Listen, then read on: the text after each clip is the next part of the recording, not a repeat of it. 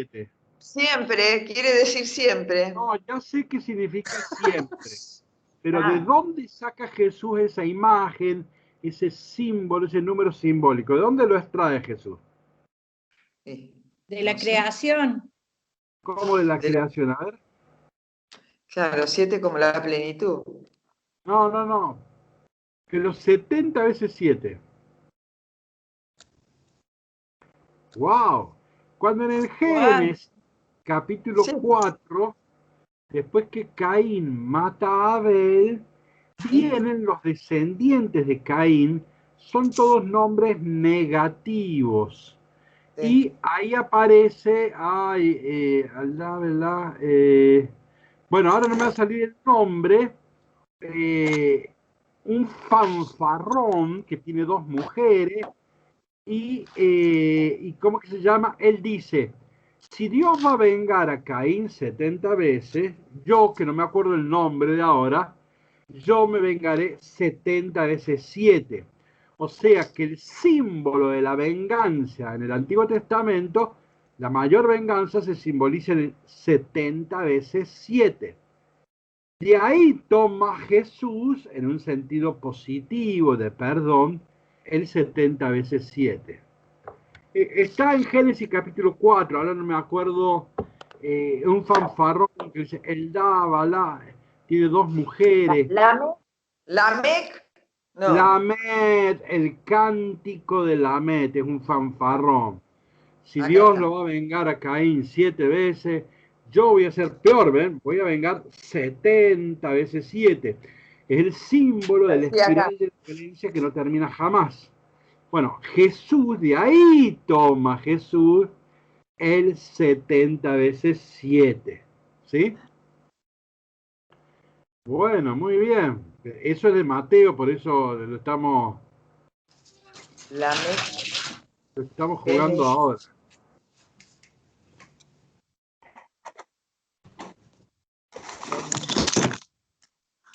Padre, no lo puedo ver. No sé qué hice que no lo puedo ver. Ana María, ahí no sé. Yo menos. Ana María, arriba usted seguramente se está viendo.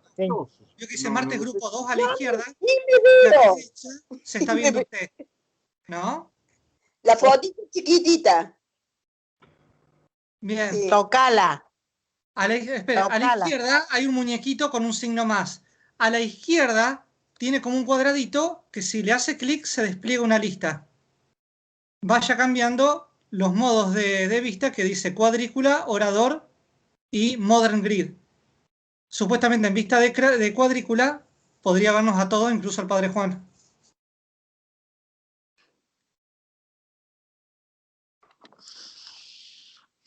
Acá yo tengo esta monja asiática.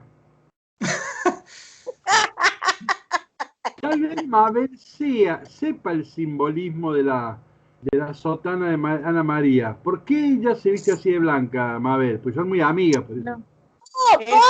Eso fue en el río Jordán.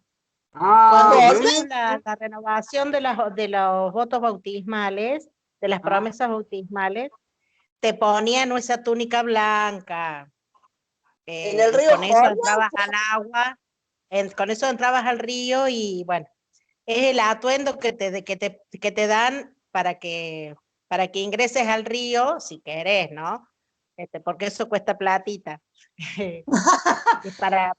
Como todo, cuesta platita. Y bueno, entonces un símbolo bautismal. Claro, es una túnica blanca. Es una túnica blanca, larga. ¿Y por qué es blanca la túnica? Por el bautismo, por la vestimenta del bautismal. Sí, por la pureza. ¿Era por eso? ¿Qué significa el blanco? Pureza. Gloria. Pureza. El blanco se representaba con Jesús. Ya Ana María ya había, no sé, ya tenía hijo y todo. A ver, fíjense. Es una renovación, no era que me estaba bautizando. En el otro vulgar de la palabra, pureza está vinculado al haber tenido hijo o no. Yo le voy a contar brevemente, no sé si ya se los conté. El blanco no es resurrección. Brevemente, aprovechando que está Liliana que estudia liturgia. Fíjense, una vez voy a hacer un casamiento antes de Cosquín, la parroquia de Alto Mieres. Y llego y yo me ubico en la sacristía, me estoy preparando para el casamiento. Todavía no había llegado la gente. Y en la capilla estaba una persona mayor, una señora, una pía mujer, que era la sacristana, y estaba preparando el templo, ¿está claro? Para el casorio. Y de allá de la capilla me pega un grito, yo estaba un poquito alejado, y me dice, padre, ¿de qué color va el altar? ¿Blanco o cremita? Yo en mi vida nadie me hizo esa pregunta. Eso me enseñaron en el seminario, eso. No, yo nunca aprendí. Entonces yo digo, mire, haga lo que a usted le parezca. No, padre, me dice. Si es blanca, es que es virgen. Si es cremita, es que ya. Así que fíjate vos lo que. Bueno, pero volviendo a... Claro, el sacerdote, la vestimenta blanca es de fiesta, de festejo. ¿Qué fiesta? Claro, de festejo. ¿Pero cuál fiesta? ¿Qué festejo? ¿No es la resurrección? ¿No es Claro. la de la resurrección? De todas las, Eso, en el Apocalipsis, ¿no es? Todo el Apocalipsis, todo el Nuevo Testamento y Daniel. No, en toda la apocalíptica el blanco es resurrección.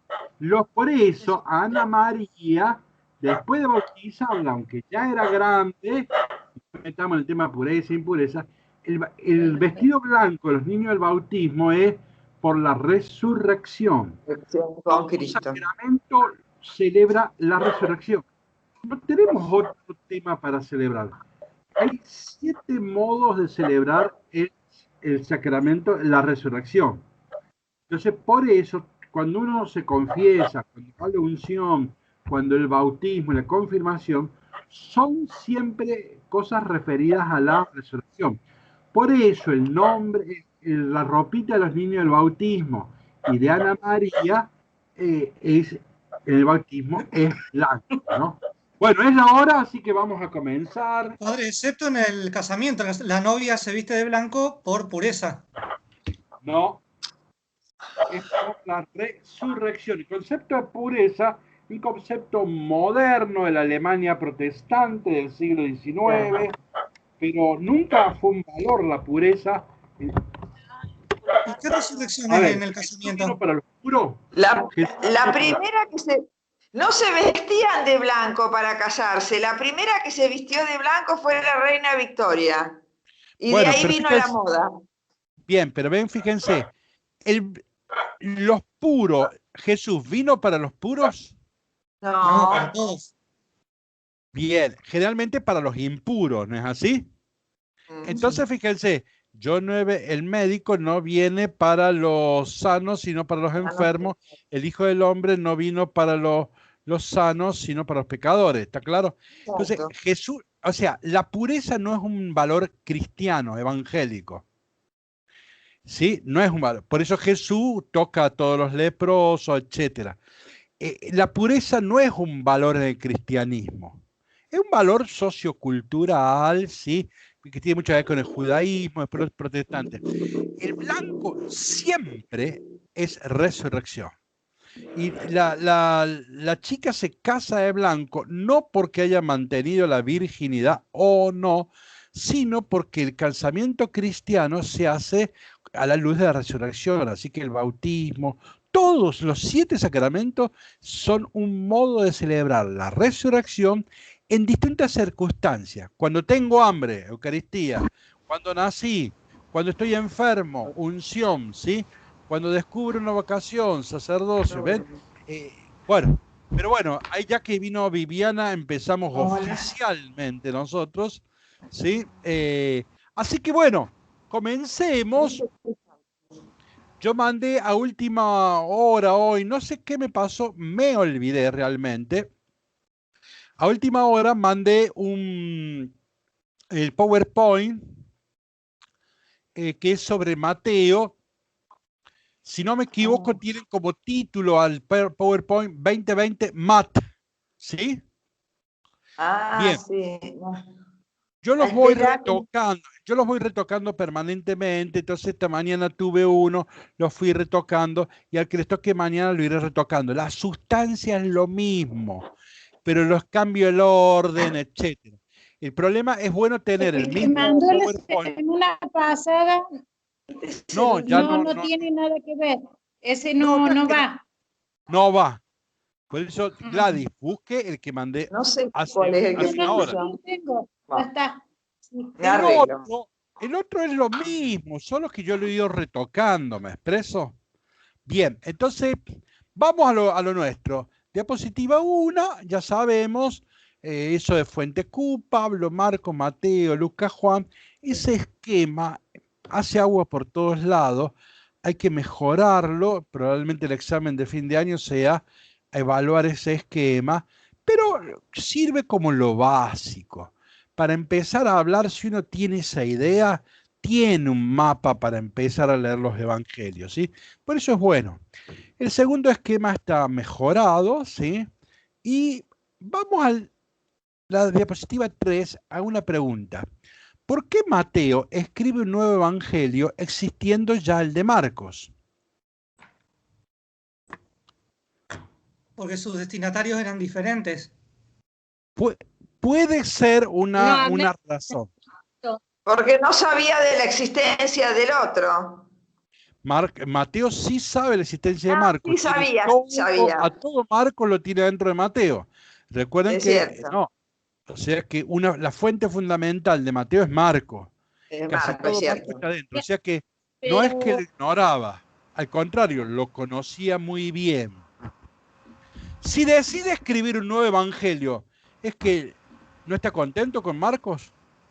Le veía que le faltaban cosas. Quería mejorarlo. Mejor quería corregirlo. Bien, veamos la diapositiva 4. Muy bien. Diapositiva 4, ¿ven? Claro. En Marcos no se narra el nacimiento de Jesús, ni se narran las apariciones. Sí resurrección, pero no apariciones. Las apariciones están en el final largo, 9:20, ¿se acuerdan? El canónico. Entonces Mateo notó esos dos baches y agregó 2 capítulos para el nacimiento y 1 capítulo para las apariciones. Pero además metió 5 discursos. Entonces Mateo vio que había que agregar. Probablemente en el barrio donde vivía Mateo cuestionaban cómo es que Jesús no tuvo padres. Probablemente se ha cuestionado, y también se cuestionaba cómo es eso que haya resucitado. Probablemente Mateo se encuentra con esas 2 grandes críticas y por eso incorpora los relatos de nacimiento y los de apariciones.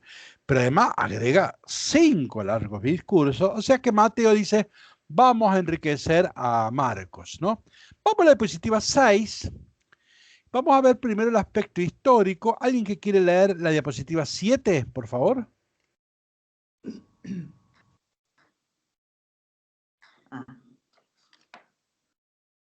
María Elena, padre.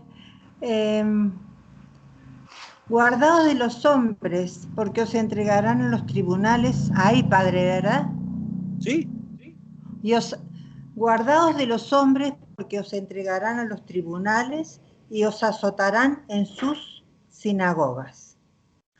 Y por mi causa seréis llevados ante gobernadores y reyes, para que deis testimonio ante ellos. Ay, perdón, Y ante los gentiles. Y ante los gentiles. O sea que la comunidad de Mateo tiene 2 adversarios, 2 problemas. Los judíos han decidido excomulgarnos de su sinagoga, ¿ven? No dice la sinagoga como un espacio donde todos entramos, ¿no? Ya son las sinagogas de ellos. Hay un nosotros y un ellos. O sea que cuando escribe Mateo ya se empezó a dar la ruptura con el judaísmo. Pero también parece que el Imperio Romano empieza a vernos como potencial adversarios. Y entonces ya Roma empieza a perseguir. O sea que cuando escribe Mateo, ya no es la guerra era Marcos, ya terminó la guerra hace 15 años. Según estos dos datos, el Evangelio de Mateo se escribe en torno al año 85.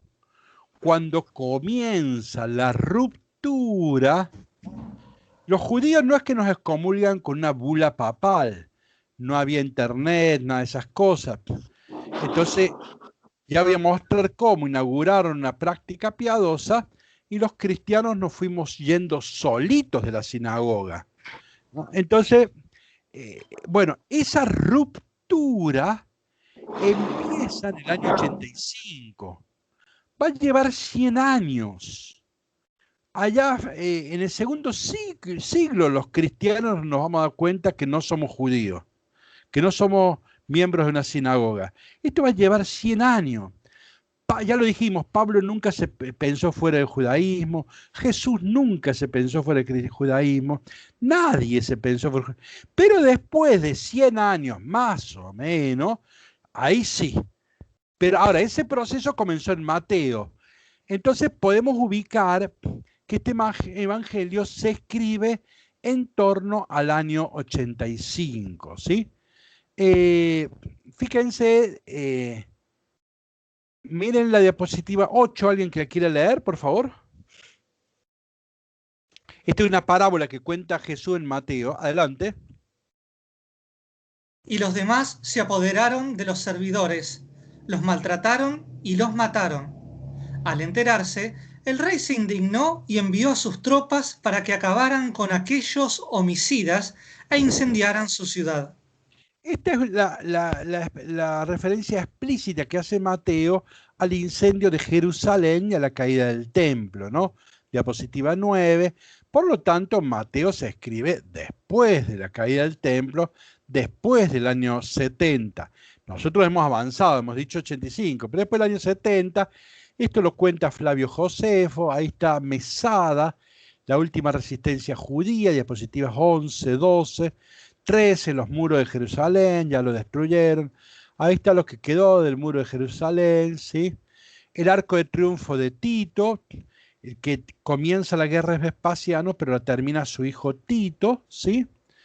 Llevaba los objetos religiosos, ya lo hemos visto esto, ahí está la menorá, ¿sí?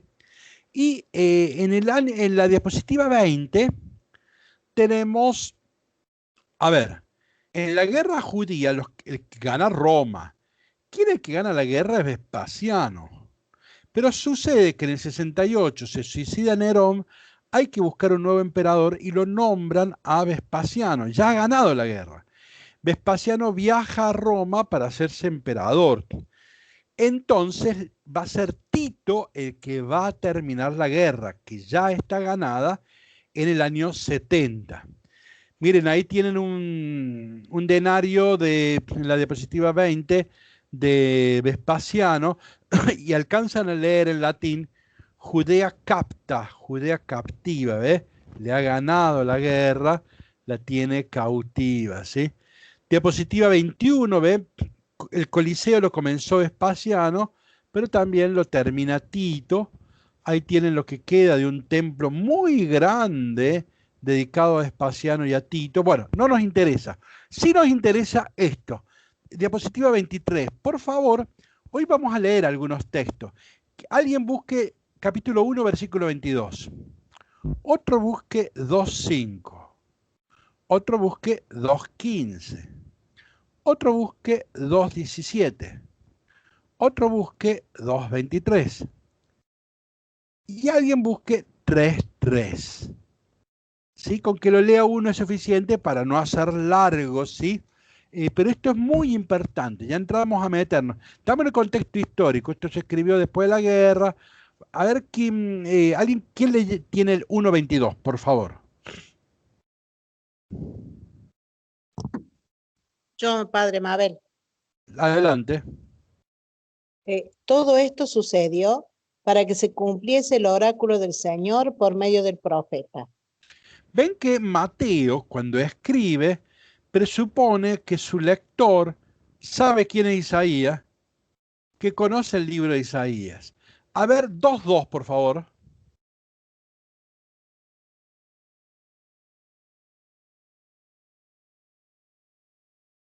¿Alguien que quiera leer? 2-2, sí. No, 2-5, perdón, 2-5. ¿Leo yo? Ellos le dijeron, en Belén de Judea, porque así está escrito por medio del profeta. Ven que Mateo presupone que el lector tiene la Biblia en la mano. A ver, 2.15, por favor. Yo lo tengo. Y estuvo allí hasta la muerte de Herodes, para que se cumpliera lo dicho por el Señor por medio del profeta. De Egipto llamé a mi hijo. 2.17. ¿Vio? Entonces se cumplió lo dicho por el profeta Jeremías. Un clamor se ha oído en Ramá. Está bien, 2.23. Y fue a residir en una ciudad llamada Nazaret, para que se cumpliese lo dicho por los profetas. Será llamado Nazareno. 3.3. Este es de quien habló el profeta Isaías cuando dice: voz de que clama en el desierto, preparad el camino del Señor. Suficiente. Saltemos a la diapositiva 25. Ven que estos se llaman citas de cumplimiento. Primero, Mateo se está hablando a los judíos, no a los griegos. Entonces, su lector no tiene las obras de Homero ni de Virgilio, tiene la Biblia. Entonces está claro que su destinatario es un judío, alguien que conoce las escrituras. Por eso dice, como dijo Isaías, como dijo Osea, etcétera, etcétera, etcétera. ¿Sí? Bien, entonces está permanentemente citando el Antiguo Testamento. Por eso se puede afirmar que es el libro más judío, ¿sí? Porque es que tiene más citas. Además de estas citas, que son citas de cumplimiento, cita muchas más. Entonces, pero acá cita concretamente. Miren la primera, lo vamos a decir de memoria, 93, y esto sucedió para que se cumpla como dijo el profeta Isaías. He aquí que una virgen concebirá y dará a luz un niño, al cual pondrán por nombre Manuel, Isaías 7:14. Bueno, ven, hay un montón de citas. O sea, su destinatario claramente es un judío, ¿sí?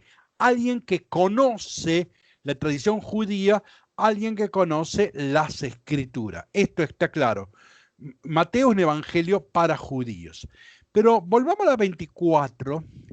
Alguien que lea la diapositiva 24, comenzando por Marcos, siguiendo por Lucas y cerrando por Mateo. Por favor, ¿alguien que quiera leer? Yo, padre. Al atardecer, a la puesta del sol, le trajeron todos los enfermos y endemoniados. La ciudad entera estaba agolpada a la puerta. Lucas. A la puesta del sol, Lucas. A la puesta del sol, todos cuantos tenían enfermos de diversas dolencias se los llevaban, y él, poniendo las manos sobre cada uno de ellos, los curaba. Más o menos lo mismo. Vamos a Mateo. Mateo dice: al atardecer le trajeron muchos endemoniados. Él expulsó a los espíritus con una palabra y curó a todos los enfermos. Para que Cuidado. Acá viene Mateo, adelante. Para que se cumpliera lo dicho por el profeta Isaías. Él tomó nuestras flaquezas y cargó con nuestras enfermedades. Bien, cuando Mateo cita un texto del Antiguo Testamento, está haciendo una justificación teológica. No me detengo a analizar ahora. Bueno, estos se llaman citas de cumplimiento. Esta es una característica de Mateo. No estoy diciendo, Lucas también usa mucho el Antiguo Testamento, pero no usa citas de cumplimiento. Entonces, pero una característica propia, distintiva de Mateo, es lo que se llaman estas citas de cumplimiento. Ahora, deben entenderse bien. Esto es un problema para el catequista, porque citas de cumplimiento puede entender mal el catequista. ¿Cómo lo podría entender? Pongo el ejemplo del profeta Isaías. El profeta Isaías escribe en el siglo VI, al menos el primer Isaías, el siglo VIII, perdón. 7:14 desde el siglo VIII. Entonces, ¿Cómo entiende el catequista hoy? En el siglo VIII hubo una persona que llamamos Isaías que supo, adivinó, que después, dentro de 800 años, iban a ser el Salvador de una virgen. ¿Me expreso? Bueno, eso se llama adivinación. La Biblia ha condenado la adivinación. No podemos creer. Bueno, entonces la cita de cumplimiento es un obstáculo para nuestros catequistas, o para la catequesis, no para los catequistas, para la catequesis. ¿Por qué? Porque el catequista cae en la tentación de presentarme el profeta como un vidente, como un visionario, como un vaticinador, ¿sí? Como un adivino. Y sabemos que todo eso es un disparate. Entonces, ese es el problema. Entonces, ¿qué son citas de cumplimiento? Cita de cumplimiento significa que todo esto que ha sucedido es conforme al plan de Dios. ¿Sí? Que Jesús haya nacido virginalmente de una madre, de una mujer virgen, eso corresponde al plan de la salvación. Eso es lo que está diciendo Mateo. No está diciendo que Isaías lo vio hace 8 siglos, ¡pum! Y la pegó ahí. ¿Me expreso? Ven que es muy distinto. Una cosa es que un adivino acierte lo que va a suceder, si 8 siglos después, y otra cosa muy distinta es decir, no, Mateo está justificando teológicamente esto que ha narrado. Me ha narrado el nacimiento virginal de Jesús. En el barrio no se lo cree nadie, nadie le cree. Entonces Mateo busca una cita en el Antiguo Testamento, encontró la cita de Isaías y le vino de 10. Y ahí justifica teológicamente lo que acaba de narrar. Entonces, cita de cumplimiento no debe leerse del pasado hacia el futuro, Isaías adivinó el futuro, sino exactamente al revés. La cita de cumplimiento se lee desde Mateo hacia atrás. Mateo cree en el nacimiento virginal de Jesús y Mateo busca una cita del Antiguo Testamento para justificar teológicamente su relato. ¿Sí? Entonces, bien, esto es cita de cumplimiento, una característica de Mateo, pero es una dificultad periódica de la catequesis, por eso me detuve un minuto. Avanzamos, diapositiva 26. Fíjense, cuando termina el discurso de las parábolas de Mateo, miren, 13:52, yo me equivoqué, puse 42, corríjanlo, estoy en la diapositiva 26. Al pie de página dice Mateo 13:42, debe decir 52, ¿sí? Es un error. Bueno, cuando termina el discurso de las parábolas, Jesús termina con esta parabolita. Adelante. Todo escriba convertido en discípulo del reino de los cielos se parece a un dueño de casa, que saca de sus reservas lo nuevo y lo viejo. Hoy casi todos los estudiosos dicen que esto parece, que este es el perfil de Mateo, que este es un dato autobiográfico. Entonces, ¿cómo imaginar a Mateo? Mateo es un escriba que se ha convertido al reino, al cristianismo. Un escriba, o sea, un experto en Sagrada Escritura, no es cualesquiera. Ciertamente Mateo es el que más cita, entre los evangelios, el que más cita el Antiguo Testamento. O sea que es un experto en Sagrada Escritura, ¿sí? Que se ha convertido al cristianismo. ¿Y cómo trabaja? Como el dueño de una casa que tiene un baúl, unas reservas, y saca de lo viejo y de lo nuevo. O sea, pone en relación lo que nosotros decimos Antiguo y Nuevo Testamento. Él vincula pasajes del Antiguo Testamento con el Nuevo Testamento. Bueno, este sería el mejor perfil, si uno tuviera que imaginar, no decimos que sea, pero si uno tuviera que imaginar cómo es Mateo, esta es la mejor cita para presentar a Mateo, ¿sí? Es un judío. Fíjense, es el evangelio más judío, cuidado. Es un judío experto en Sagradas Escrituras y que va a manejarse entre Antiguo y Nuevo Testamento permanentemente. Bien, para decir que es un judío, conviene recordar qué significa judaísmo. El judaísmo es una manera de entender la fe que nace en el siglo IV antes de Cristo, cuando éramos colonia persa. Nosotros estuvimos cautivos en Babilonia en el siglo VI, los persas nos liberaron y nos ayudaron a volver a la tierra prometida, nos financiaron el templo, ¿sí? Santiago está estudiando el Deutero Isaías. Bueno, para el Deutero Isaías hay que tener en cuenta Babilonia, el siglo VI, pero también hay que tener en cuenta los persas, el regreso. El Deutero Isaías, perdón, estoy hablándole a Santiago que está estudiando, discúlpeme, ya la cierro. Por eso salir, o sea, no quieren volver. Entonces, bueno, pero volvamos a esto. En el siglo IV a.C. nace una nueva espiritualidad dentro de Israel, que vamos a llamar, o técnicamente se llama judaísmo. ¿Ven? Esto no es aplicable a Abraham, no es aplicable a David, no es aplicable a Amós, ¿ven? Llamamos judaísmo técnicamente a esta manera de entender la fe que parte en el siglo IV, en el periodo de los persas, que tienen tres grandes pilares: el templo, la ley y la raza. La ley de pureza. Esa es la que hablábamos hace rato. ¿Y por qué? Porque cuando regresamos de Babilonia, ahora viene el problema de la pureza. Y si hay sacerdotes que se casaron con mujeres de otras naciones, hay que expulsarlos. Esto lo cuenta con detalle el libro de Esdras y Nehemías. Esdras y Nehemías cuentan lo mismo. Son dos libros que parecen lo mismo. Quien leyó Esdras ya tiene sabido lo fundamental de Nehemías y viceversa. Pero Esdras y Nehemías le cuenta este periodo. Y entonces acá nace el racismo. Entonces el concepto de raza, la circuncisión nace acá. En la Biblia, a ver, la circuncisión es algo que se pierde en el tiempo. No sabemos cuándo comenzó ni en qué pueblo, no es un invento judío. Una cosa rarísima, antigua. La Biblia por ahí se lo atribuye a Abraham, ¿sí?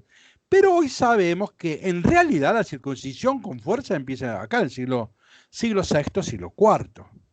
Entonces, ahora importa saber la pureza racial.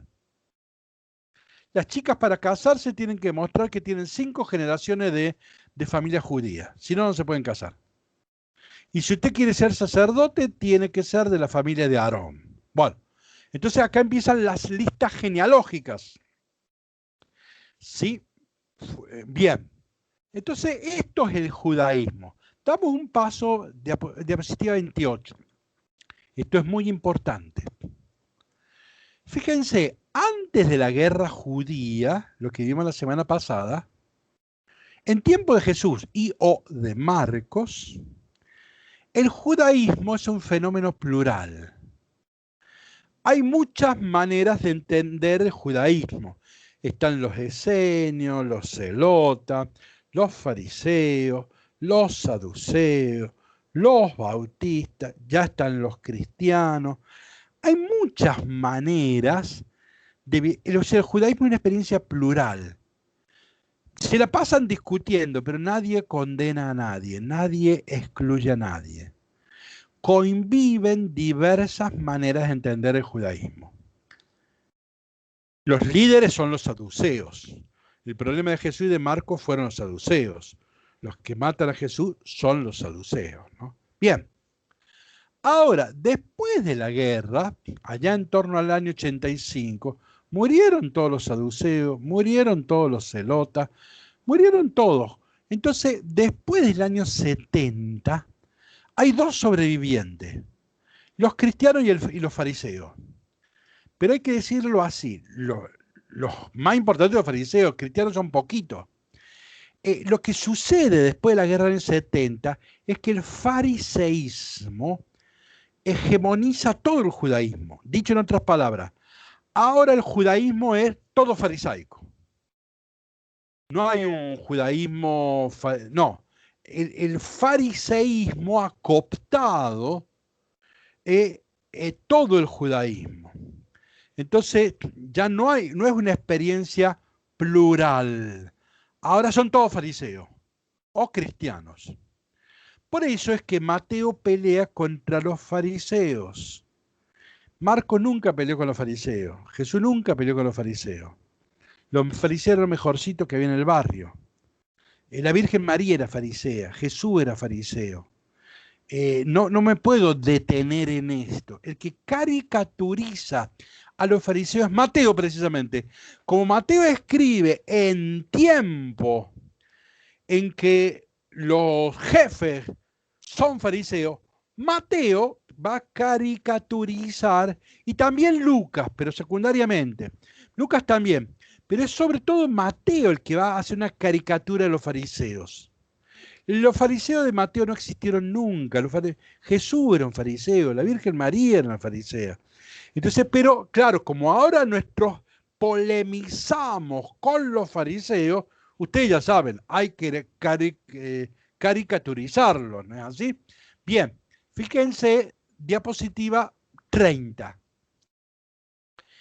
No lo vamos a leer, pero ustedes lo van a recordar. En el capítulo 23, Mateo tiene un largo discurso contra los fariseos, que 7 veces dice: ay de los escribas y fariseos, ay de los escribas y fariseos, ay de los escribas y fariseos, que lapan la copa, cuelan un mosquito, pero se tragan un camello, ¿se acuerdan?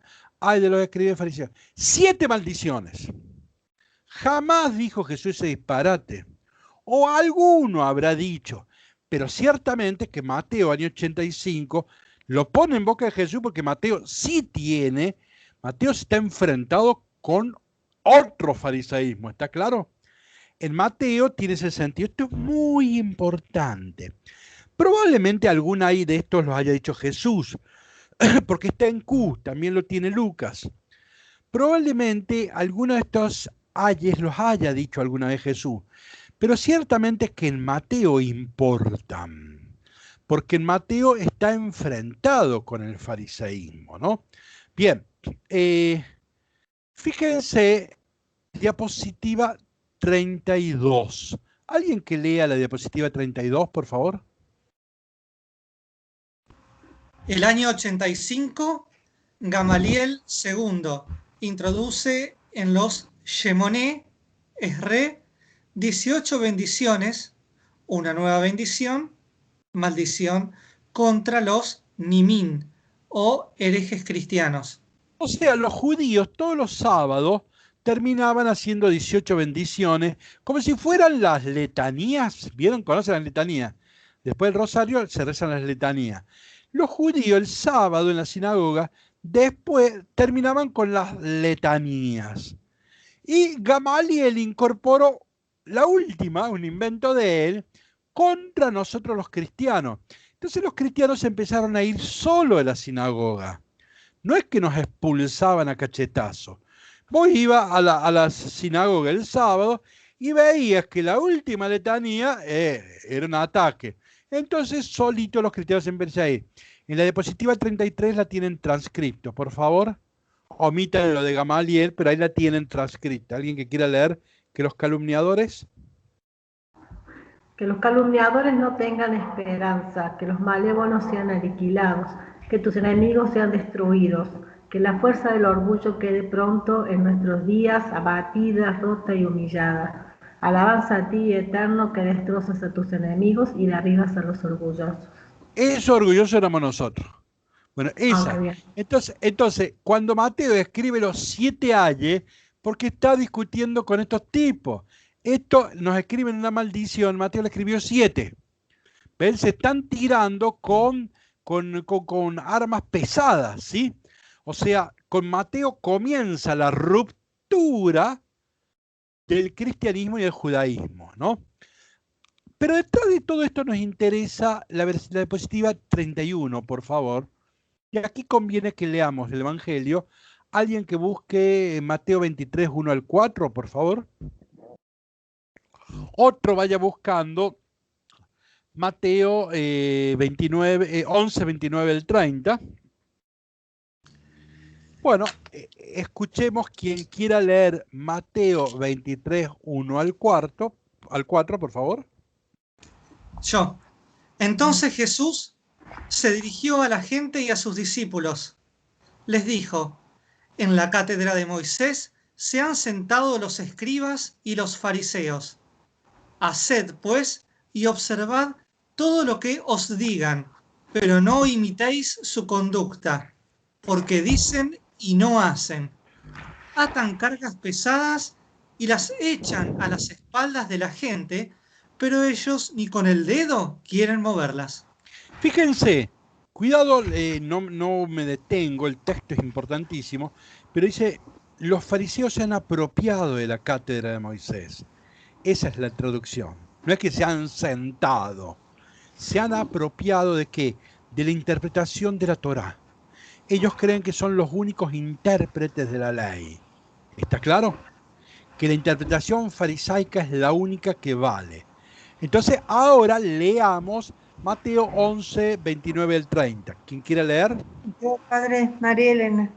Vamos. Tomad sobre vosotros mi yugo y aprended de mí, que soy manso y humilde de corazón, y hallaréis descanso para vuestras almas, porque mi yugo es suave y mi carga ligera.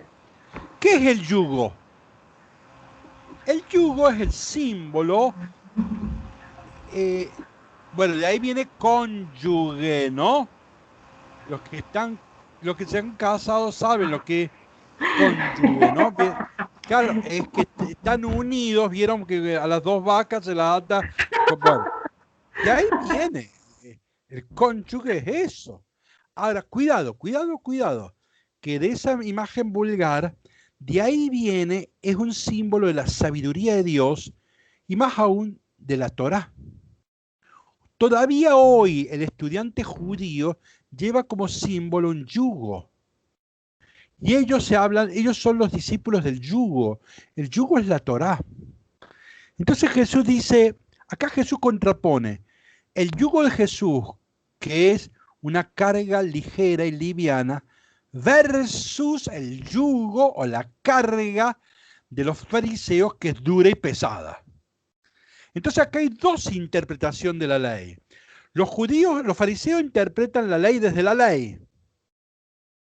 En cambio Jesús interpreta la ley desde la compasión. Es el único que va a citar dos veces a Oseas 6:6, no quiero sacrificio sino misericordia. O sea, Jesús interpreta la ley desde la misericordia, desde la compasión. En cambio, los fariseos van a interpretar la ley desde la ley. ¿Sí? ¿Me expreso? Fíjense, entonces acá hay un conflicto hermenéutico. Hermenéutico quiere decir interpretación. En el origen de las rupturas que hay dos maneras de interpretar la ley de Moisés.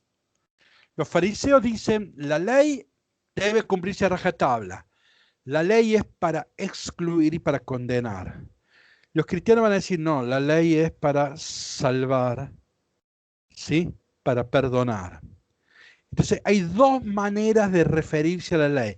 Fariseos y cristianos van a la ley, tienen con fundamento la ley, pero hay dos interpretaciones, hay dos hermenéuticas, hay dos claves de lectura. Sencillamente hoy podríamos decir así, la Biblia es para condenar o para salvar, ¿ven? Hay quienes que todavía van a la Biblia para condenar. Andan buscando algún versículo que les justifique la condena a los homosexuales. Todavía hay gente que acude a la Biblia, estudia la Biblia para condenar. O vamos a la Biblia y estudiamos la Biblia para salvar, para comprender, ¿sí? Bueno, el conflicto de fondo, la ruptura, se da porque hay dos maneras de entender a Moisés o la ley, ¿no? Bien, ¿en dónde se escribió? Miren diapositiva 35, alguien que lea. O sea que se escribió en el año 85, polémica con el fariseísmo, comienzo de la ruptura, persecución de Roma. Ahora, ¿en dónde se escribió? ¿Alguien que lea la diapositiva 35, por favor? Su fama se extendió por toda la Siria y le llevaban a todos los enfermos, afligidos por diversas enfermedades y sufrimientos, endemoniados, epilépticos y paralíticos, y él los curaba. Bien, como siempre en estas cosas hay diversas opiniones. Yo aprendí esta, nos enseñó el negro Cisterna, pero además, no solo Cisterna, acá lo acompañan muchos más. Fíjense, porque un argumento simple. En todo el Nuevo Testamento, la única vez que sale la palabra Siria es acá. Mucha casualidad que en el único evangelio, en todo el Nuevo Testamento nunca sale la palabra Siria. Esta es la única vez. Entonces, bueno, es probable que sea acá. Miren diapositiva 36. ¿La ven a Siria? Es lejos, es lejos. Es casi la distancia de Argentina a Colombia. Son 6 horas de viaje en avión, es lejos. Bueno, esa es Siria. Cuidado, es Siria de Antioquía. Si usted arriba de Turquía tienen Siria de Capadocia, no tiene nada que ver. Hay 2 Siria. Siria de los capadocios, allá arriba. No, nosotros nos referimos a Siria de Antioquía, que es como Colombia, es una megápoli. Hay muchísimos judíos y también hay cristianos. Después de la guerra, en la guerra los cristianos disparaban. Algunos disparaban para Egipto y otros disparaban para Siria. Entonces, los que vienen huyendo de la guerra son indocumentados, son pobres, son perseguidos, son excomulgados, son los cristianos que llegan a Siria. No son muchos, pero son bastante. Tantos que el cristianismo nace en Jerusalén. La iglesia de Jerusalén ve que en Siria están haciendo una nueva iglesia. Entonces lo envían a Bernabé, esto lo cuenta el libro de los Hechos de los Apóstoles, para que se haga cargo y conduzca la experiencia de Siria, de Antioquía. Bernabé, para eso lo busca Pablo. Y Bernabé llega con Pablo a Siria, de Antioquía, y ahí hacen una iglesia más carismática. Ahí están lejos del templo, están lejos de la ley, no anda Santiago espiando por allí. Entonces ahí comulgan los que merecen y los que no merecen, ahí todo en medio una olla popular donde todos comen, son ¿sí? Comuniones sin excomuniones, es eso, ¿no? Bueno, pero esa es la experiencia de Siria, Antioquía, eso es Bernabé y Pablo. Cuidado, muy distinto al Concilio de Jerusalén de allá de Santiago, ¿no? Diapositiva 37, ven, ahí tenemos Siria de Antioquía. Ah, Antioquía de Pisidia, perdón, me había confundido gravemente, ¿ven? Está Antioquía de Siria y Antioquía de Pisidia, perdón, pero bueno, la diferencia es muy grande, ¿no? Por eso hay que decir Antioquía de Siria. Bueno, esto que yo les conté está en el diapositiva 38, Pablo lo cuenta en Gálatas, que dice que cuando Pedro, yo lo cuento, ustedes lo pueden ir leyendo mientras yo lo cuento, Cefas es Pedro, cuando Pedro vino a Antioquía, comía con los que no merecían también. Pero vinieron algunos delegados del grupo de Santiago, y entonces Pedro y Santiago, Cefas y Bernabé, se arrugaron y hicieron marcha atrás, y ya no se sentaban con los que no merecían. Entonces dice Pablo, pero yo en cuanto, el último renglón, pero yo en cuanto vi que no procedían con rectitud, según la verdad del Evangelio, dije a Cefas en presencia de todos, ¿sí? En el medio de la asamblea, que ha obrado muy mal. Ahí viene la pelea de Pedro y de Santiago y de Pablo, inclusive se pelea con Bernabé, ahí queda solo Pablo y parte para Europa, ¿sí? Este conflicto es muy importante, no adelanto, porque acá se escribió el Evangelio de Mateo. Entonces, este conflicto es clave y va a marcar el Evangelio de Mateo, ya lo vamos a ver, ¿no? Bien, ¿quién es el autor? Vamos a la diapositiva 41.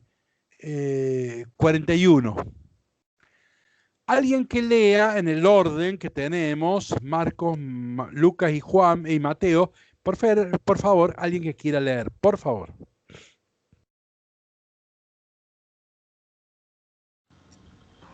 Al pasar, vio a Leví, hijo de Alfeo, sentado a la mesa de recaudación de impuestos, y le dijo, sígueme. Él se levantó y lo siguió. Lucas dice, después Jesús salió y vio a un publicano llamado Leví, que estaba sentado junto a la mesa de recaudación de impuestos. y le dijo, sígueme. Mateo dice, al irse de allí, Jesús vio a un hombre llamado Mateo, que estaba sentado a la mesa de recaudación de impuestos, y le dijo, sígueme. Él se levantó y lo siguió. Si ustedes esta noche leen en la introducción de la Biblia de ustedes, en donde habla de Mateo, van a ver que la cita que pone para decir quién es el autor es esto, Mateo 9:9. Mateo sería un recaudador de impuestos. Nada que ver con lo que yo dije de Mateo 13:52, que es un judío. Un recaudador de impuestos es un publicano que no conoce ni la ley y no es un escriba. Es imposible que este Mateo sea el autor del Evangelio. ¿Está claro? Mateo es el Evangelio más judío, es un escriba, un experto en Sagrada Escritura. Es imposible. Entonces, esa cita no nos sirve para decir quién es el autor de este Evangelio. Claro, como sale la palabra Mateo, ¡pum! Ahí nomás decimos, este es el autor del Evangelio de Mateo. Entonces, no, esto es imposible. El mejor perfil lo encuentran en 13:52, el escriba que saca de lo viejo de lo nuevo, etcétera, ¿sí? Ahora, no obstante, sí aprovecho esto, un error común en todas las Biblias lo van a encontrar, lamentablemente, todavía se enseña. Yo este curso, los martes de la mañana tengo un grupo, y había una señora que me peleaba porque tenía ella abierta, creo que la Biblia latinoamericana tenía abierta, y ahí le decía, pero ¿cómo, padre? Si acá la Biblia dice que es Mateo. Bueno, mire, no es la Biblia, es una editorial. La editorial pone eso, pero eso no es palabra de Dios. Bueno, pero ya esto.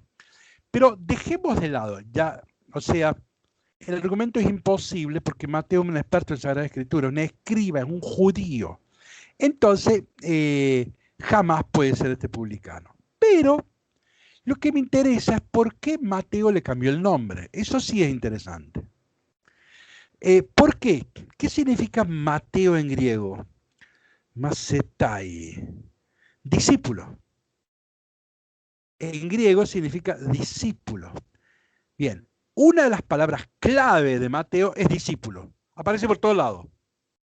Es más, al final de Mateo, Mateo inventa una expresión que no existía en la cultura hebrea, la inventa él. Se voy a recordar de memoria, cuando dice en Mateo, allá cuando termina el Evangelio, vayan y bauticen a todas las etnias y hagan discípulos, ¿ven? Hacer discípulos. Es una expresión que inventó Mateo. Un discípulo no se hace, ¿ves? Bueno, o sea que Mateo es el Evangelio que más usa el término Macetai, o sea, Mateo, el que más usa la palabra Mateo, que significa discípulo. Entonces, por eso la eclesiología en Mateo va a ser muy importante, porque habla mucho del discipulado. Entonces, este Evangelio le cambió el nombre en Mateo, porque le interesa que este es un Evangelio, Jesús ha llamado para ser discípulo. Ese es el tema de Mateo, es el tema del discipulado. Bueno, entonces, ¿quién es el autor? La mejor referencia es 13:52, pero tenemos el problema de 9:9 porque está muy divulgado, el catequista de la parroquia enseña eso todos los sábados, entonces conviene saber por qué ahí aparece el nombre de Mateo, ¿no? Vamos al aspecto literario, diapositiva 46. Fíjense, un evangelio. Recuerden que Marcos organizó literariamente su evangelio, estructura literaria era geográfica. Galilea, camino, Jerusalén. Mateo no usa otra estructura literaria. Fíjense, son 5 libros, como un pentateuco cristiano. A ver, ¿cómo se llama la Biblia hebrea? Torá. Hagamos que no pregunté. Vamos de nuevo. Tanakh. ¿Cómo se llama? ¿Cómo? Tanakh, ¿no era? Tanakh. Tanakh. La Biblia hebrea es la Tanakh, la T de Torah, la N de Nevi'im, los profetas, y la K de Ketuvim, que son los demás escritos. Ahora, cuidado. La Biblia hebrea jerarquiza muy fuerte entre los tres libros. Una cosa es la Torá, y muy por abajo vienen los profetas, y muy por abajo vienen los demás escritos. La jerarquización que hacen los judíos es más tajante. La Tanakh es palabra de Dios, sí, pero lo más importante de la Tanakh es la Torá. En griego, el Pentateuco. Entonces, Mateo, la estructura literaria es como un Pentateuco cristiano. Es como un Nuevo Testamento. Y por eso lo va a usar en 5 libros. Miren, síganme en la diapositiva. Hay un prólogo, que ahora nos interesa mucho, 1 y 2. Primer libro, fíjense, tiene primero una parte narrativa. Segundo, una parte discursiva, que es el Sermón del Monte. Fórmula que cierra el libro. Cuando acabó Jesús estos discursos, ven que es una clara fórmula de cierre. Segundo libro, parte narrativa, parte discursiva, el Sermón de la Misión. Fórmula de cierre, 11.1. Cuando acabó Jesús de dar instrucciones a los 12, vamos a diapositiva 47. Tercer libro, parte narrativa, parte discursiva, el Sermón de las Parábolas. Cierre, cuando acabó Jesús estas parábolas. Libro cuarto, parte narrativa, parte discursiva, el sermón eclesiástico. Fórmula de cierre, cuando apagó Jesús estos discursos. Quinto libro, parte narrativa, parte discursiva, el sermón escatológico. Y observen, fórmula de cierre, cuando acabó Jesús todos estos discursos, ya no hay más discursos. Y al final está el epílogo. Entonces ustedes tienen un libro en 5 capítulos, estructurado por 5 discursos. El alma de estos son 5 discursos, cosa que no tenía Marco. Entonces armó un Pentateuco cristiano. Picasa, en castellano, es el último comentario a Mateo, el mejor últimamente, lo reconoce. Sicre publicó a fin de año pasado un comentario a Mateo y reconoce que el de Picasa últimamente es el mejor. ¿Sí? Entonces, y Picasa, ahí en su introducción, algunos de ustedes estuvieron en el curso que hicimos de Picasa, con Picasa sobre Mateo, y algunos de ustedes ahí lo habrán comprado más barato el libro. Bueno, en su introducción Picasa se arriesga algo que hoy casi nadie se arriesga. Picasa dice que habría cierta correspondencia entre el primer libro de Mateo y el Génesis, entre el segundo libro de Mateo y el Éxodo, y así. Él se juega y se arriesga. Hace años que yo no veo que nadie hizo, yo lo he leído cuando era jovencito, después nunca más. Ahí Picasa se juega y no es que lo propone como, la clave están los 5 libros, pero dice, miren, se puede hacer un juego de correspondencia. Y él lo hace. Yo de eso no estoy tan convencido, pero bueno, sepamos. Entonces hablamos un Pentateuco cristiano. ¿Por qué? Mateo tiene un destinatario, los judíos. Y los judíos lo que conocen y valoran es la Torá. Entonces les escribe una Torá cristiana. Fíjense cómo la forma y el contenido están siempre unidos. Si el contenido ha de ser una buena noticia para los judíos, y bueno, hay que escribirle una Torá. Ahora miren la diapositiva 48. Es el mismo esquema, pero puesto como un quiasmo, como una estructura concéntrica. El 1 de arriba se corresponde con el 1 de abajo, y así el 2 con el 2, 3, etcétera, etcétera. Y en el centro tenemos, o sea que es muy simple, a ver, miren los dedos de la mano. Si son 5 discursos, el tercero es el centro, ¿está claro? Entonces, ¿y cuál es el discurso de las parábolas? Entonces, en una estructura concéntrica, cuidado, este es sólido, porque el que más difunde este es Sicre es el que más difunde. A ver, Picasa y Sicre coinciden en que la estructura básica es el Pentateuco. Ahora, Sicre le agrega al tema de otro elemento que es esta estructura concéntrica. Entonces dice, si hay 5 discursos, obviamente, cuidado que esto vale para el Pentateuco. De los 5 libros, ¿cuál es el tercero? Y acá los mato. Que lo digo con cariño. El primer libro es... Génesis. Primero es Génesis, segundo... Génesis, Éxodo. Tercera. Éxodo, Levítico, no. Cuarto. Números, Deuteronomio. Bien, ¿lo estabas diciendo de memoria, Vivi? Sí. Bueno. Acuerdo. Sí, Bien, no tengo la Biblia. Entonces, fíjense, acá los sorprendo. ¿Cuál es el texto central del Pentateuco? ¿No es el Éxodo? Mujer, si son 5 libros y el centro está en el 3 tendría que ser, sí. Pero ¿cuál es? Y el, como dijimos, Levítico. Miren, libro que nadie lee, que nadie aprecia, ahí está el centro del Pentateuco. Es muy interesante, nadie estudia el Levítico, pero el día que lo estudien se dan cuenta que ahí está el caracú. A ver, ¿cuál es la frase más importante de Jesús en el Evangelio? Ama a tu prójimo como a ti mismo. Eso está tomado de Levítico 19. O sea, fíjense, cuidado, el centro del Pentateuco es Levítico, libro que nadie lee ni aprecia. Bueno, no nos metamos en detalle. Volvamos.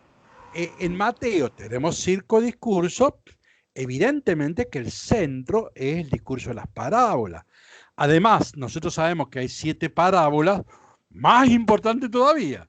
Por un lado es el centro. Segundo, tiene 7 parábolas. Bueno, claramente, acá estamos en un capítulo muy importante para Mateo. Ahora fíjense, es interesante la estructura concéntrica porque ayuda a hacer una lectura dinámica, no una lectura estática. No es que paso del capítulo 1 al 2, del 2 al 3, del 4, y me olvidé ya que decía el 1. No. Vamos a mirar en este esquema solo los discursos. Fíjense, número 2, discursos, 5 al 7, tenemos el Sermón de la Montaña, que comienza diciendo, bienaventurados son los pobres. Ahora vamos al último discurso, abajo, 2'. Ahí tenemos 23, 25, y ahí tenemos en el capítulo 25, tuve hambre, me diste comer, tuve sed, me diste beber.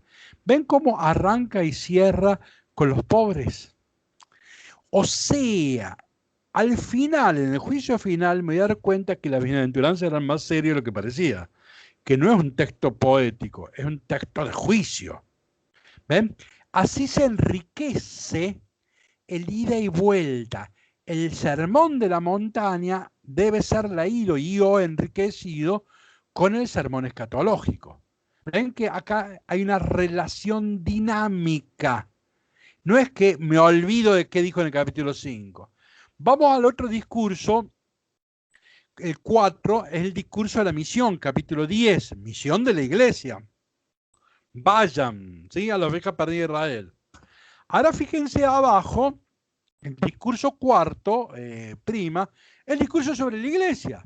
Bueno, es obvio que hay una relación. Una cosa es el hacer de la iglesia, la misión, y otra es el ser de la iglesia. Obviamente que hay una clara correspondencia, ¿no? El obrar sigue al ser, ¿no? Bien, perfecto. Y en el centro tenemos las parábolas. O sea que es muy interesante este aporte de una lectura dinámica. La otra parecía estática, el libro parecía algo estático, pero esta estructura ayuda a descubrir más elementos, ¿no? Bien, por lo tanto, diapositiva 49, vamos concluyendo en una tesis. El propósito de Mateo es presentar un un Moisés renovado. Digo renovado en el sentido nuevo, ¿no? De nuevo en el sentido fuerte de la palabra, ¿no? Fíjense, diapositiva 50. En el relato de la infancia, ¿sí? Miren, hay 5 sueños. Hay 5 citas de cumplimiento. Hay 5 mujeres en la genealogía. 5 veces se dice que Jesús es el Mesías. 5 veces sale la palabra Belén. Es obvio que son 5 libros que estaban en un Pentateuco cristiano. Hasta el hartazgo, es demasiado obvio. ¿Sí? Entonces, evidentemente que la tesis es Jesús es un Mesías renovado. A Moisés lo persiguieron el faraón cuando era un nenito, a Jesús lo va a perseguir Herodes cuando es un nenito. Son fotocopias. Probablemente ninguno, no sabemos si eso sucedió en Mateo, pero sí sabemos que Mateo tiene una intención teológica. Me quiere decir, este es el nuevo Moisés. ¿Sí? Lucas nos cuenta que lo persiguió Herodes, ¿se acuerdan? Por eso probablemente esto es creación de Mateo, de que el niño lo persiguieron, que se fueron a Egipto, probablemente sea creación de Mateo. Si uno lee Lucas, ven que fueron al templo, ¿se acuerdan? Y Simeón bendijo al niño y lo circuncidaron, se quedaron bastante tiempo y después volvieron. No andaban al escondido huyendo. Bueno, pero no nos compliquemos. Y además sobre esto no quiero detallarme, sobre esto vamos a hablar cuando hablemos de María. Pero ciertamente Moisés da los 10 mandamientos allá en la montaña del Sinaí y Jesús va a dar el sermón del monte, obviamente que era el mejor escenario para decir que esta es la nueva alianza, estas son, la nueva enseñanza. Ahora fíjense otro detalle en lo literario, diapositiva 51. En la semana pasada vimos lo que era Q. Acá agregó un nuevo elemento. No es nada raro.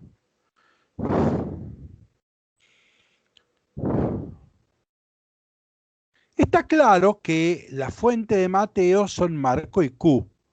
Marco en lo narrativo y Q en lo discursivo, que coincide con Lucas. A ver, pero también hay elementos propios de Mateo que no están en Lucas. Esa M. Cuando ustedes vayan a Roma o a Alemania, no van a ver una M, van a ver una SM. S en alemán significa lo propio. Van a ver una S y una M. Pero en castellano se está divulgando poner solo una M. O sea, hay textos propios de Mateo. Por ejemplo, los Reyes Magos. Los magos están en Mateo, no están en Lucas. Lucas, ¿qué puso? Los pastorcitos, ¿ven? Lo propio de Lucas está en los pastorcitos, que no están en Mateo, ¿ven? Si bien ambos tienen las mismas fuentes, Marcos y Q, pero también Mateo tiene elementos propios y también Lucas tiene elementos propios, ¿sí? ¿Nos tomamos un minuto para tomar agua o algún refresco y volvemos en un minutito? Bueno, permiso, en un minuto. Sí, padre.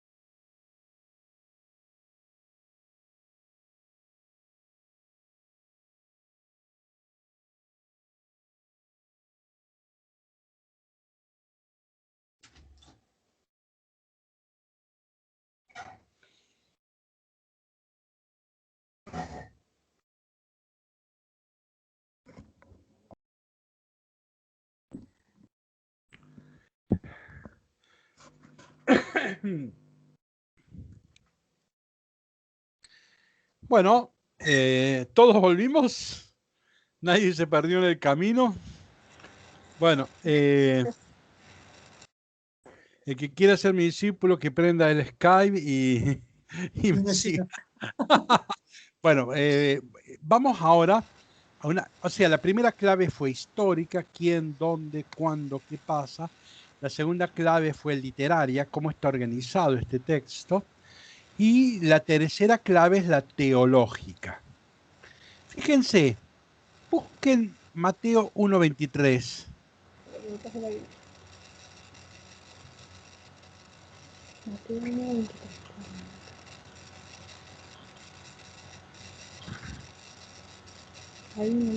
Si ustedes quieren 22:23. ¿Leo? Por favor. Todo esto sucedió para que se cumpliese lo dicho por el Señor por medio del profeta. La Virgen concebirá y dará a luz un hijo y le pondrán por nombre Manuel. Que traducido bien, significa bien, perfecto. Dios con nosotros. No está bien. Bueno, que significa Dios con nosotros, aclara. Sí. Bien. Saltemos al 28:20. Es el último renglón de Mateo. 28:20.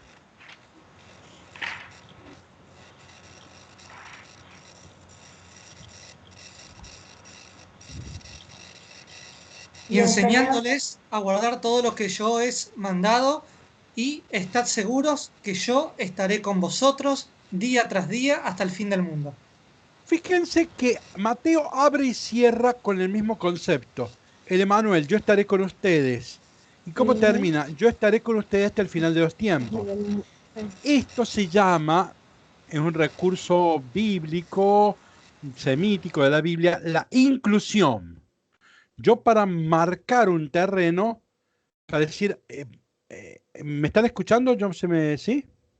Bueno, la inclusión es abrir y cerrar un texto con una palabra similar o un concepto similar.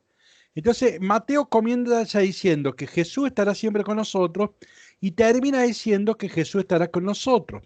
Ahora vamos al 18:20.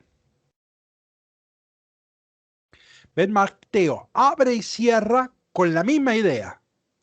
Yo estaré con ustedes.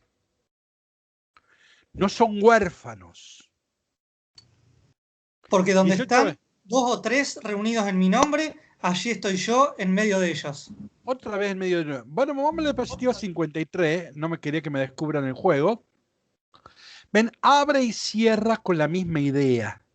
Y en el centro material de Mateo está la misma idea. Yo estoy con ustedes. Entonces, ¿cuál es el mensaje de Mateo? ¿Quién es la comunidad de Mateo? Son pobres que están huyendo de una guerra, son indocumentados, son sudaca. ¿Conocen la expresión? Bien, son sudaca.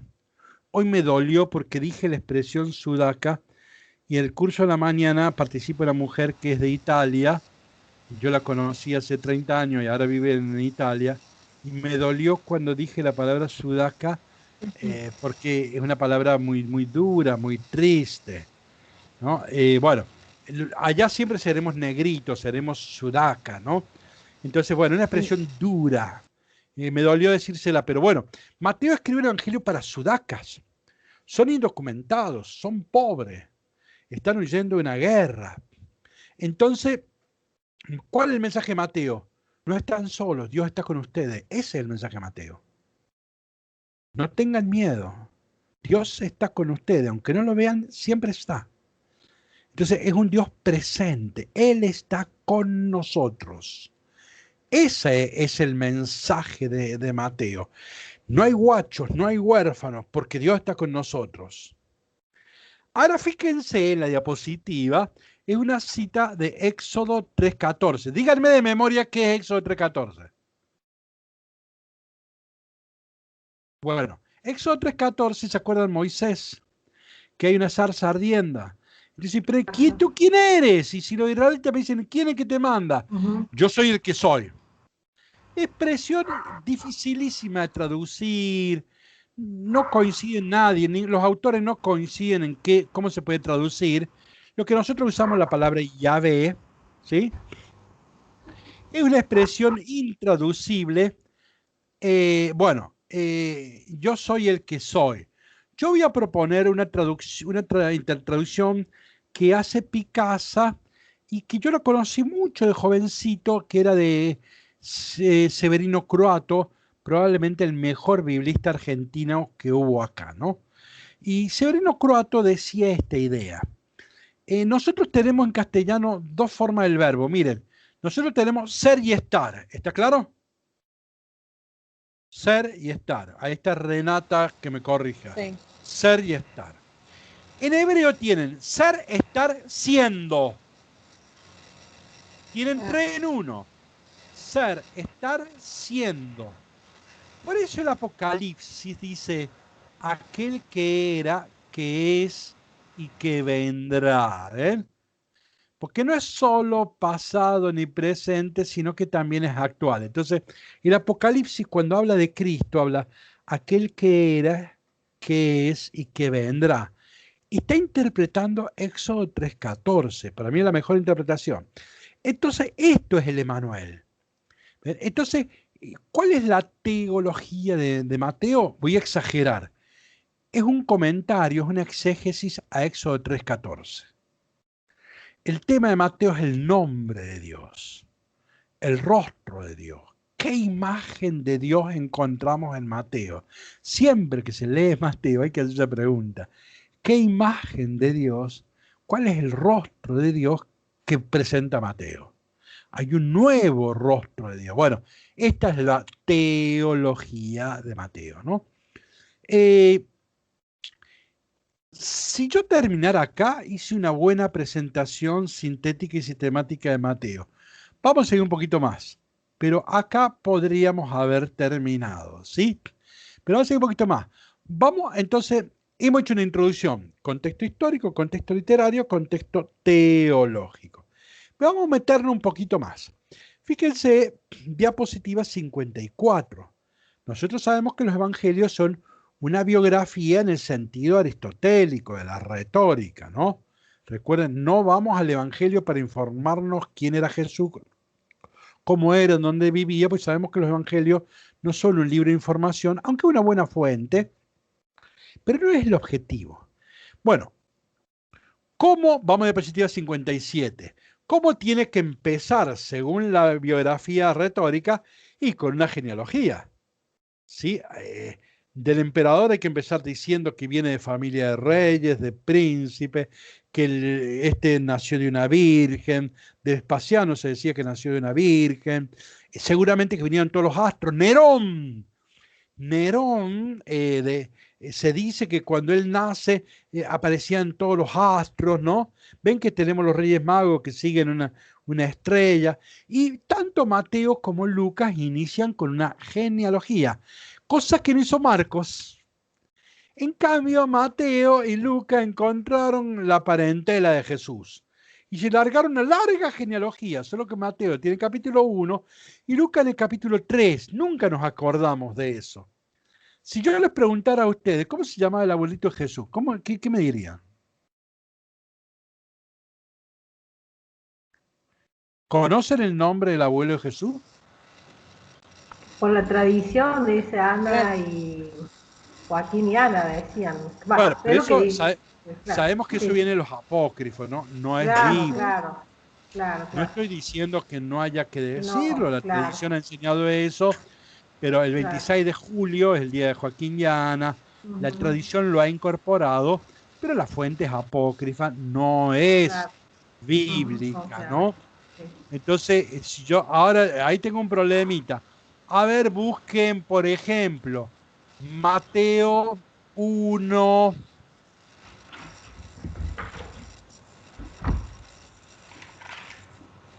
.15, a ver si acierto, a ver qué dice. Eliud engendró a Eleazar, Eleazar engendró a Matán, Matán engendró a Jacob, y Jacob engendró a José, el esposo de María. ¿Quién es? ¿Cómo se llama el abuelo de Jesús? Ahí dice Jacob engendró a José. ¿Cómo se llama el abuelo? Jacob. ¿Cómo se llama? Jacob. Jacob. Ahí lo tienen, ¿no? Ahora vamos a buscar Lucas, capítulo 3, versículo 23.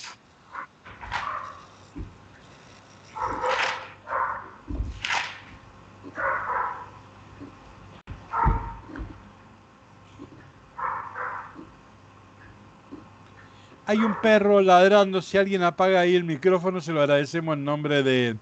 Aunque ayer fue el día de San Roque y ayer Picasso escribió un artículo sobre cómo los perros se van al cielo, pero bueno, ahora... A ver, dale, adelante. ¿Qué dice 3:23 en Lucas? Tenía Jesús al comenzar unos 30 años. Según se pensaba, era hijo de José, hijo de Elí. ¿Cómo se llama el abuelo de Jesús? Acá Elí. Ven que tenemos un problema, ¿no? O sea, para Mateo, Jacob, para Lucas es. De eso no nos interesa. ¿Qué nos interesa? Fíjense, diapositiva 56. Miren cómo comienza Mateo. El primer renglón. Libro de la genealogía, o sea, el Génesis. Este es el Génesis del Nuevo Testamento, ¿sí?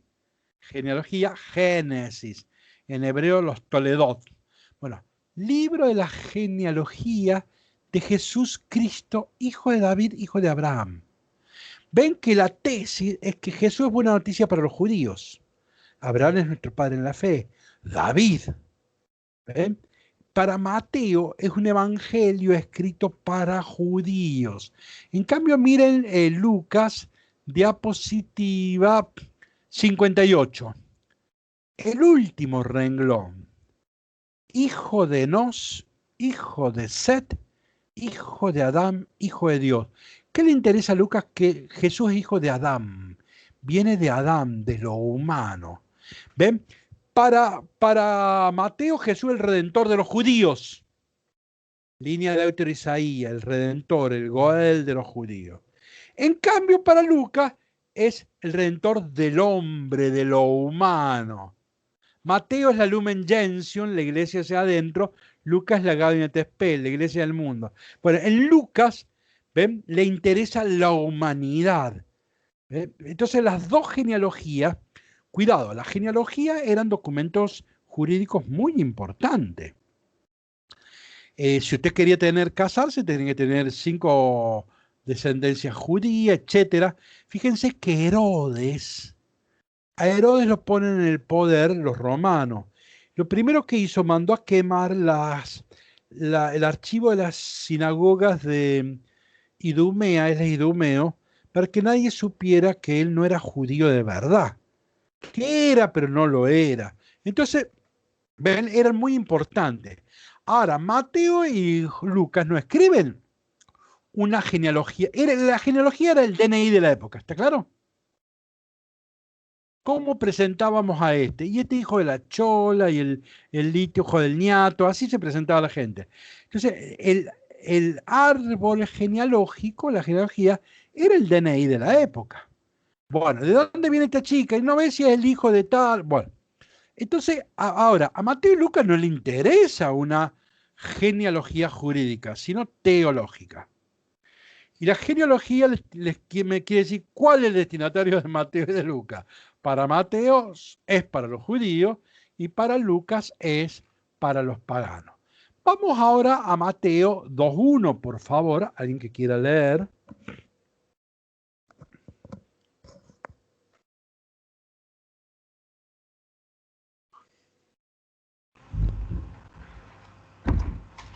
¿Leo?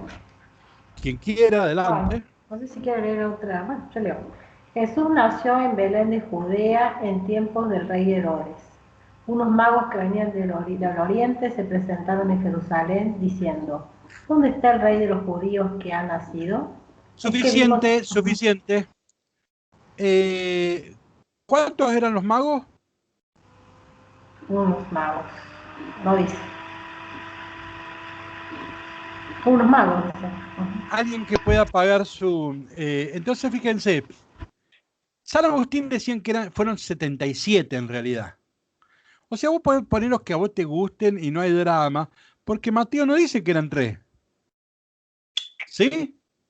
Entonces, la catequesis cristiana inventó que eran 3, pero no eran 3. Dice unos magos. Está claro eso, ¿no? El tema era por los dones, padre, ¿no? Oro, incienso y mirra. Entonces, ¿qué no? Bueno, son 3. Ya, pero eso fue una deducción. Correcto, bien. Pero, y vuelvo a eso. Entonces, no eran 3. ¿Eran reyes? No. No, no eran reyes, ni magos, ni tres. Pero pará. ¿Pero de dónde viene que eran reyes? Por los regalos de oro, ¿sí? Entonces, bueno, pero el texto no dice que sean reyes. Entonces, eso van a ser inventos posteriores a la catequesis que los podemos explicar. Probablemente, si tenemos tiempo, cuando hablemos de María, los vamos a explicar. Pero está claro que Mateo no dice ni que sean ni reyes, ni que sean magos, no en el sentido moderno de la palabra, como es Copperfield. No eran equipos que hacían trucos, no. Eran magos, o sea, sabios. Claro, magoi significaba sabios, en el sentido que hoy hablamos de astrólogos, no de astronomía, es una ciencia moderna. Astrólogos, tipos que estudiaban las estrellas, ¿sí? Bien, entonces, fíjense, Tales de Mileto. ¿De qué siglo es Tales de Mileto? Santiago, que estudiaba filosofía, que sabe que es del siglo VI antes de Cristo. Y Tales es el filósofo más antiguo que conocemos del mundo occidental. Y Tales fue el primero en profetizar un eclipse. Sí. Un eclipse. Bueno, o sea que sabían algo de astrología los tipos estos, ¿no? Reapareció el perro, el can de San Roque. Bueno, entonces fíjense, voy a esto. No son magos en el sentido moderno del término, eran sabios. Por eso se puede decir que en buen humor no eran ni reyes, ni magos. Pero ahora, ¿qué me interesa de esto? No es eso. Vamos a la diapositiva 61. Bueno, no le digan al párroco ni a la catequista nada de esto, porque si no, no van a saber qué hacer con el pesebre a fin de año, ¿sí? O sea, no nos cuenten. Bueno, volvamos acá, diapositiva 61. Acá me detengo un minuto. Cuando el pueblo de Dios huye de Egipto y va por el desierto y va a llegar a la tierra prometida y va a entrar a la altura de Jericó, bueno, para entrar tuvo un problema muy serio, que los edomitas y los moabitas le pusieron obstáculos, sobre todo los moabitas. Entonces, y en el libro de los Números, capítulos 22 al 24, se cuenta esta historia que yo resumo. Historias que ustedes debieran leer, yo la resumo. Va el pueblo de Dios, es imbatible. Entonces, Balac, que es el rey de los moabitas, un idumeo, Balac contrata a un mago para que maldiga a Israel, porque es un pueblo imbatible. Como Israel lo acompaña Dios, se tornó en un pueblo imbatible. Entonces Balac contrata a Balaam, estoy en la diapositiva 61, contrata a Balaam para que maldiga al pueblo de Dios. Pero curiosamente, cuando Balaam lanza una maldición, en el aire Dios la convierte en bendición. Y en realidad lo que llegan son 4 bendiciones. La cuarta bendición, yo de ahí extraje este versículo, número 24:15. Dice Balaam, un astro, una estrella, ¿no? Un astro salido de Jacob se convierte en jefe. Un cetro se levanta salido de Israel. Este texto, el de la estrella, los judíos siempre lo interpretaron en clave mesiánica, que era como una profecía del Mesías. En tanto es así que una vez muerto Jesús, unos 20 años después, apareció un personaje que se presentó como Mesías. ¿Cómo se autodenominaba? La estrella. O sea, la estrella fue un símbolo mesiánico. Entonces, vamos a la diapositiva 62. ¿Ven lo que ha hecho Mateo? Herodes era idumeo, porque Balac, que era de Moab, ahí está idumeo. Balaam era mago, se corresponde a los magos. Y en ambos están las estrellas, ¿está claro? Este es un género literario típico de la Biblia que se llama Midrash. Al final pongan SCH, Midrash, con acento en la A. Los capítulos 1 y 2 de Mateo son un Midrash. Los capítulos 1 y 2 de Lucas son un Midrash. ¿Qué es un Midrash? Una recreación inspirado en algún texto del Antiguo Testamento. Es un cuento, una recreación inspirado en algún texto del Antiguo Testamento. Entonces, esto de los Reyes Magos, un invento de Mateo, inspirado en el texto del libro de los Números, ¿sí? Bien, ahora lo que me interesa, ¿por qué me detuve tanto? Vamos a diapositiva 63. Me detuve por esto, fíjense. Mateo 1:2, estoy en la diapositiva 63. Fíjense, Jesús, en el capítulo 1, primero en la izquierda dice que viene de David, o sea que es bien judío. Y en el capítulo 2 dice que el papá es José, porque José es de la familia de David. O sea que esta es la línea judía de Jesús. Jesús es judío, viene de Judea, es el más judío de todos. Pero a la derecha, capítulo 1 en la genealogía, me dice que también viene de Abraham. Y Abraham es un pagano, Ur de los Caldeos, ni iraquí. Ven que Jesús es judío, pero también pagano. Y abajo decía José, pero en el capítulo 2 tenemos los magos. Es la apertura a los paganos. Ven, mire qué interesante como la cristología que presenta Mateo en 1 y 2. Un Jesús para los judíos y para los paganos, ¿sí? Avanzó un poquito. Esta estructura la propone Picasa, no la he encontrado en otros lugares. Me parece muy buena. Le llamo una cristología dinámica, ¿sí? Fíjense, acá está concentrada en Mateo 1 y 2. Fíjense, primero aparece un Jesús inserto en Israel, la genealogía. Hijo de Abraham, hijo de Abraham. Está claro que es un Jesús inserto en Israel, un Jesús israelita. Pero rechazado, Herodes lo persigue. Y abierto a los paganos, los magos. ¿Es claro esto? Miren, yo me equivoqué de PowerPoint, pero ustedes pueden hacer, yo hice otro PowerPoint que también creo que está tomado de Picasso también, lo que pasa es, pero ustedes, si ustedes prestan atención a ese esquema, ustedes pueden hacer una eclesiología dinámica. Eclesiología dinámica. Y en inserto podemos poner Mateo 10:5-6. Hay una iglesia judía, no vayan a tierra de paganos ni de samaritanos, sino a las ovejas perdidas de Israel. ¿Ven? Hay una iglesia inserta, judía. Una iglesia rechazada por los judíos. En el capítulo 10, versículo 17 dice, y los van a azotar de sus sinagogas, ¿se acuerdan? Nos han expulsado, ¿ven? Hemos sido rechazados por la sinagoga. Lo vimos al comienzo. ¿Y cómo termina en Mateo 28:20? Vayan a todas las etnias. Ven que así como hay un Jesús inserto, rechazado y abierto, hay una iglesia inserta, rechazada y abierta. Son estructuras interesantes para mostrar y sugerir cómo se lee el Evangelio, ¿sí? Vamos a dejar acá con una pregunta. ¿Cómo murió Judas? La pregunta es para Liliana Carrión.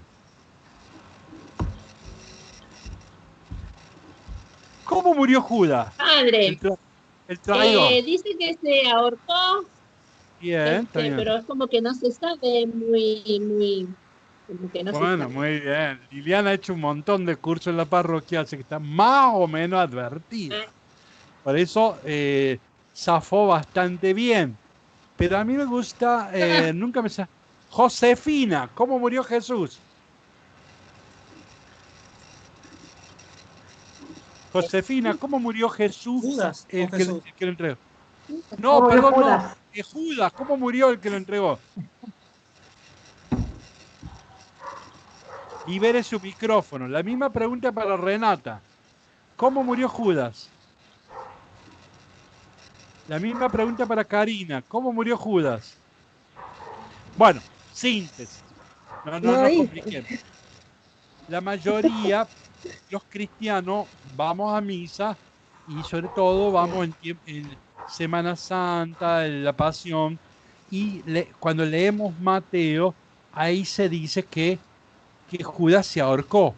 Mateo es el único. Se llama campo de sangre. Claro, ese, ahí muy bien, ahí lo.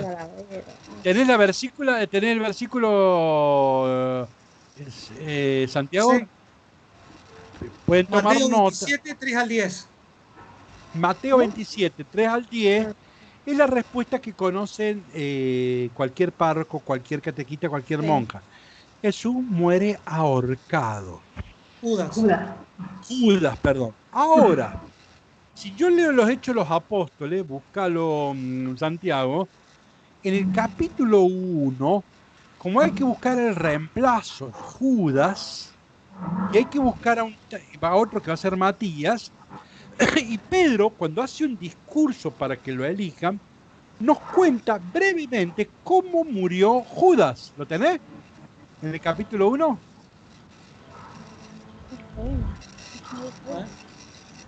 En ese discurso, cuando se va a reemplazar, se va a buscar el número 12, el nuevo,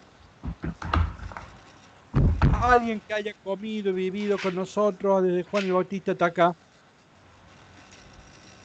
Y ahí Lucas cuenta. ¿No lo encontrás? Uno. Hechos de los Apóstoles, capítulo 1. Fíjense cuando hay que reemplazar el capítulo 1. O será el 12. A ver, para. 18. Ah, bien. 1. Fíjense. Bien, ahí tenemos, sobre todo el 19. Busque el 19. Todos los vecinos de Jerusalén se enteraron, de modo que el terreno se llamó Campo de Sangre. 20. Porque está escrito en el libro de los Salmos que sumó, el que pueda pagar a alguien su cosa mejor. Yo. Bien, dice así: quede su morada despoblada, sin que nadie la habite, y que su puesto lo ocupe otro. Ahí cita un salmo. Ahora bien, es necesario... pero no, ahí cita el salmo, pero no me dice cómo murió.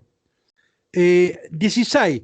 Queridos hermanos, tenía que cumplirse lo que el Espíritu Santo profetizó por medio de David, o sea, los salmos, acerca de Judas, el que guió a los que arrestaron a Jesús, que era uno de los nuestros y compartía nuestro ministerio.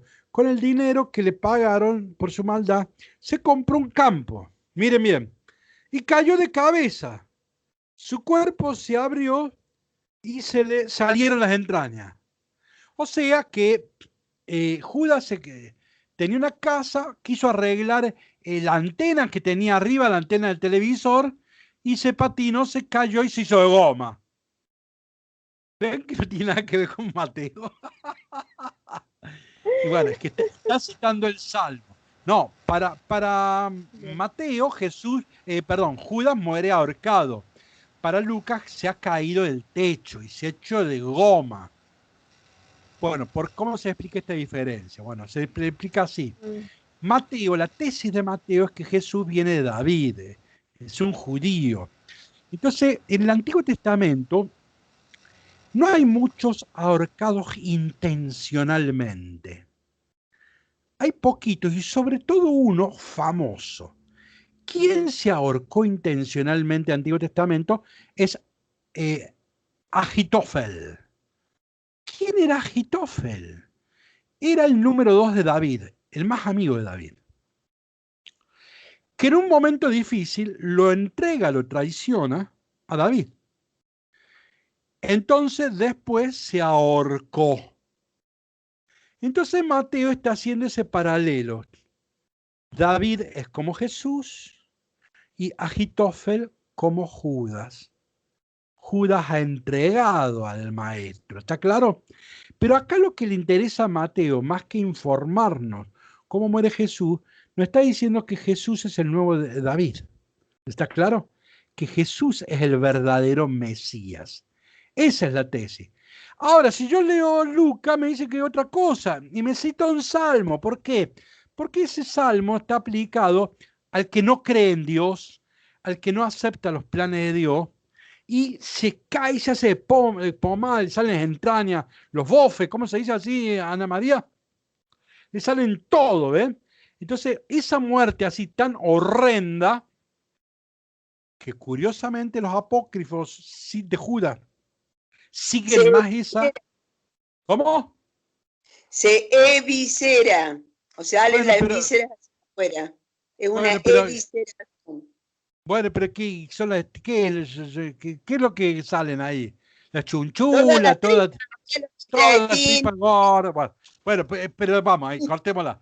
A ver, entonces son dos muertes distintas. ¿Qué sucede? Que a los evangelistas no les interesó contarnos cómo fue la muerte física de Judas, sino que ambos aprovechan la muerte de Judas para plantear su teología. ¿Ven? Lucas está atento a los paganos, hijo de Adán, redentor de lo humano. En cambio, Mateo está atento a los judíos. Interesa presentar un nuevo David. Bueno, la cortamos. Sí. Padre, Sí. en Sabiduría 4:19 también se habla Claro. de la muerte. Exacto, la referencia al libro de sabiduría y el Salmo, ¿sí? Esas son las dos referencias. Solo que Pedro cita estrictamente el Salmo, pero también, por supuesto, que de sabiduría, ¿no? Bueno, entonces dejamos aquí, ya se echó el tiempo. Trataremos la semana que viene, traeré lo imposible para terminarlo. En realidad nosotros ya podríamos haber terminado Mateo y deberíamos arrancar con Lucas, pero bueno, voy a tomar un tiempo para Mateo, ¿sí? Bueno, entonces seguramente que la semana que viene será otro apunte, ¿sí? Porque voy a borrar un montón de cosas. Para poner lo que considere lo esencial, voy a borrar un montón de cosas. Ustedes guárdenlo esto porque después les sirve a ustedes el apunte, pero para la clase va a ser otro. Bueno, muchas gracias por compartir este momento y nos reunimos la semana que viene, así que es una alegría verlo. Chao Vivi, chao Santiago, chao. Gracias, padre, nos vemos. Josefina, chao Gladys, chao Trinidad, Chao, padre, gracias.